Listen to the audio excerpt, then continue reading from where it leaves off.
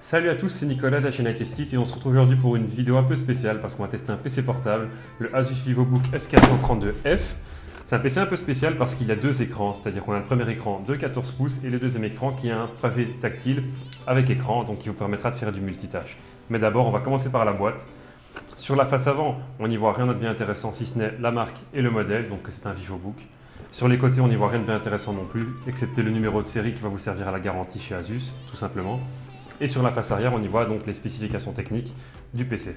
C'est-à-dire que c'est un écran 14 pouces Full HD, qu'il est de couleur argentée, qu'on a un processeur Intel Core i7 8565U cadencé à 1,8 GHz de base, mais en mode turbo, il va jusqu'à 4,6 GHz. Et ça, c'est intéressant, surtout si on fait du rendu ou en gaming, au cas où le processeur aurait besoin de plus de fréquences.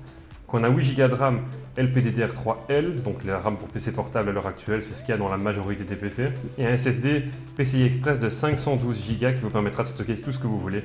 L'avantage d'avoir un SSD PCI Express, c'est que c'est super rapide, donc vous n'aurez aucune latence en rendu ou en faisant des sauvegardes Windows, Microsoft. Le constructeur annonce une autonomie de 8 heures, mais en pratique, on arrive plus ou moins dans les 5 heures avant d'arriver à 20% du PC. En mode économie d'énergie, on peut monter largement jusqu'aux 8 heures atteignables, et avec un bon profil, je pense même qu'on peut atteindre les 8h30, 9h avec ce PC portable largement. Au niveau des matériaux, on est sur un PC qui est entièrement en aluminium, ça fait fortement penser à un MacBook. D'ailleurs, il ne pèse que 1,4 kg et il fait un petit peu plus de 2 cm d'épaisseur. Le format de 14 pouces est parfait pour en faire un PC nomade. Il pèse pas beaucoup, il est très fin, en plus il n'est pas très grand donc il rentrera dans tous les sacs à dos. Vous le mettez avec une petite housse et ça sera parfait pour aller à l'école, pour aller en cours, prendre des notes ou aller au travail tout simplement. En plus, l'autonomie va vous suivre toute la journée si vous utilisez de manière bureautique. L'écran est superbe, on est sur un écran Full HD de 14 pouces. On y voit très bien, il est très lumineux, comme le trackpad. Le trackpad d'ailleurs est lui en Full HD+, donc 2160 x 1080p. Il a un taux de rafraîchissement de 60 Hz, mais vous pouvez très bien changer le taux de rafraîchissement et la résolution afin d'économiser de la batterie là-dessus. Ça c'est intéressant, surtout si vous n'utilisez pas beaucoup le trackpad. C'est surtout pour du multitâche, c'est-à-dire utiliser Spotify ou mettre YouTube, mettre Google Traduction sur le petit écran pendant que vous travaillez sur le grand, ça peut être pratique. D'ailleurs, ça va être pour plein de choses. C'est un peu l'équivalent d'avoir deux écrans sur un PC normal. C'est pratique dans la vie de tous les jours. Le PC est tout à fait gris, excepté le contour de l'écran, lui il est noir, mais on voit qu'il est quasi borderless, c'est aussi très sympa ça. C'est pour ça qu'on a un PC qui est quand même assez compact avec un écran de 14 pouces. Au niveau des connectiques, on a tout ce qui se fait de mieux à l'heure actuelle sur un ordinateur portable, c'est-à-dire que du côté gauche, on a une prise jack, un USB type C Thunderbolt, un USB 3.0, un HDMI, la prise pour charger le PC portable, et de l'autre côté on a encore deux USB 3.0 et un lecteur de carte micro SD. Ça c'est super pratique, surtout si vous voulez faire du montage vidéo ou photo sur ce type d'appareil. Comme je vous le disais sur la vidéo, c'est un PC qui est avant tout fait pour du multitâche, surtout grâce au ScreenPad. Donc on a sur un PC qui a d'abord un écran principal de 14 pouces quasi borderless qui se trouve ici, et on a donc le trackpad qui se trouve là. L'avantage d'avoir le trackpad, c'est qu'en touchant avec 3 doigts, je passe en mode pavé tactile et je m'occupe de l'écran principal. Là, je peux aller sur YouTube.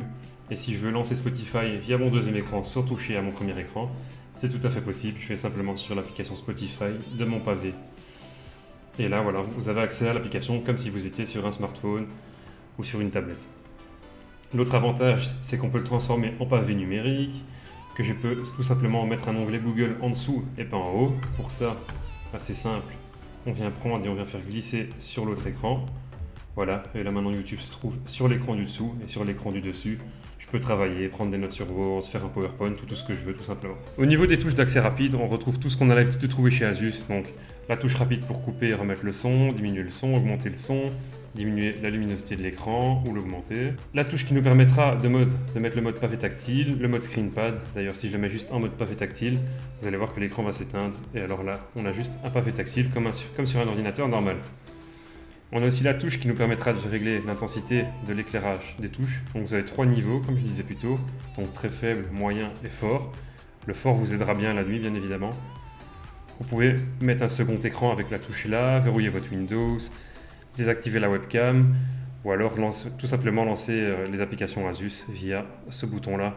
Pour ce qui est du son, c'est Herman Cardon qui s'en occupe et franchement le son est excellent pour un si petit boîtier, je ne m'attendais pas à avoir de si bonnes basses. Pour ce qui est de mon expérience personnelle, c'est un portable qui m'a convaincu personnellement. On a quand même une super bonne autonomie avec un super bon processeur quad-core qui est assez performant pour la vie de tous les jours. On n'a malheureusement pas de carte graphique, mais c'est vraiment pas le but du PC, on va pas faire du gaming là-dessus, ça va être un PC purement travail ou créatif à la limite. Mais le problème c'est qu'on n'aura pas de cœur CUDA pour faire des rendus vidéo, c'est un peu dommage. Mais bon, à 850 €, avoir un PC à 2 écrans avec une super bonne autonomie, qui est super bien fini, tout à fait en aluminium, qui chauffe pas beaucoup et qui recharge en plus à 60% en plus ou moins 1 heure, donc la charge est très rapide. Moi, je peux que le conseiller. C'est un des meilleurs choix à ces prix-là, si on ne veut pas évidemment jouer sur son PC. L'écran est super, le trackpad est super aussi. C'est super pratique d'avoir un deuxième écran, comme vous l'avez pu le voir plus tôt dans la vidéo. L'éclairage des touches est super aussi. On a assez de luminosité, que ce soit en pleine nuit ou même en plein jour, c'est assez visible qu'elles sont éclairées dans tous les cas.